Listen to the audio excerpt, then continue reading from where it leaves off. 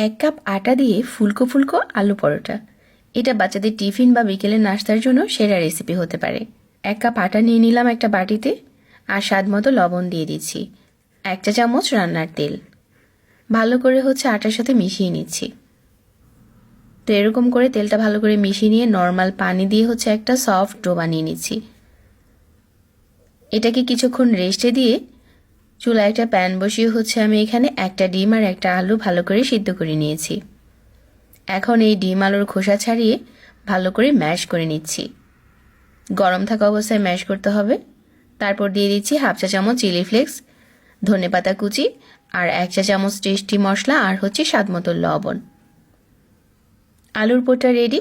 এখন যে ময়দার ডোটা আগে থেকে মাখিয়ে রেখেছিলাম ওইখান থেকে ডো নিয়ে রুটি বেলে মাঝ বরাবর আলুর পুরটা দিয়ে সাইডটাকে ভালো করে মুড়িয়ে নিয়েছি। আর এখন শুধু হালকা হাতে বেলে নিচ্ছি।